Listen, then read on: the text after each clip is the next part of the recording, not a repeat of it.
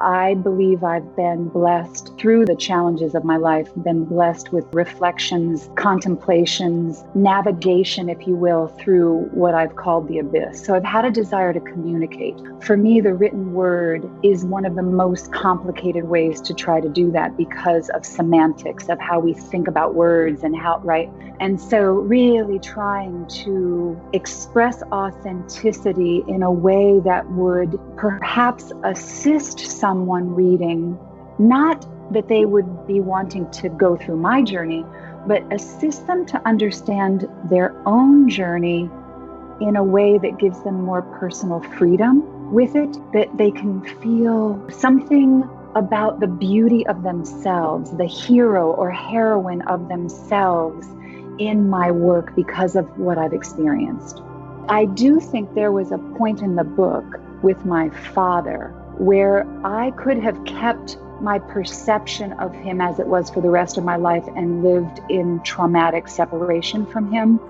And I chose to stop that dialogue inside myself and choose in one moment to have compassion for someone outside of myself. And it changed and transformed my life with my father. But I think one of the profound pieces for me that ties back to Divine Mirror and the story of this painting is that it was in that moment that I chose to take a different path with this man who was so pivotal to my self-worth as my father and what I was needing to sort of come to balance and self-love within self. It all kind of came into that masculine container. And the next day after the event that I made that conscious choice was the day that he gave me this painting. And I knew when he gave it to me that it was a profound spiritual gift based on what I was looking at.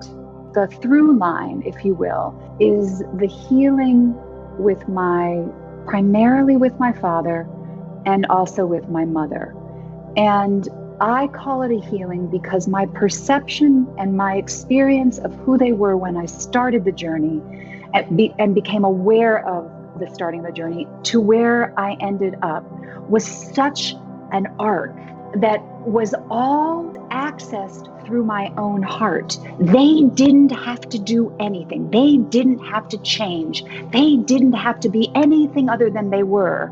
And my experience of them transformed 180 degrees.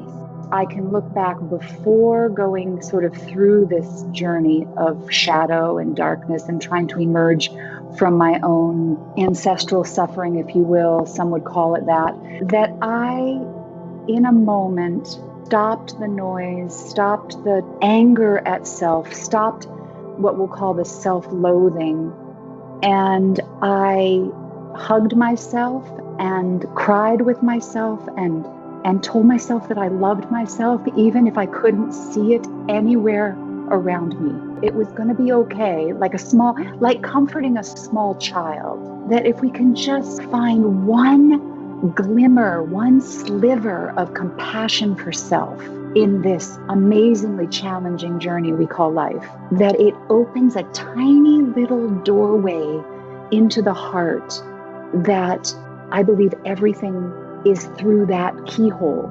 What I mean when I say divine mirror, this is what I mean. That when my pieces, if you will, those parts of myself that I've exiled or that I have left behind or that I feel shame about or that I'm sad about, right? When I absorb all of that trauma and embrace that suffering within myself and forgive and have compassion for self, right? Then we come into that balance. Once that balance is in place and we shine that mirror, no matter what is shining at us, no matter what suffering we see, no matter what distortion we see, and we reflect back as balance and equal and the masculine and feminine together in union within self externally, we cannot help but see it externally. It will happen. For me, the sacred marriage is this idea that within ourselves, we can take the qualities of the masculine or masculine presence, the qualities of the feminine presence, that both which can dwell within us and do dwell within us, that we can bring them together in a united oneness that will bring our own hearts into a more elevated state of awareness, and again back to this return to love, return to unconditional love.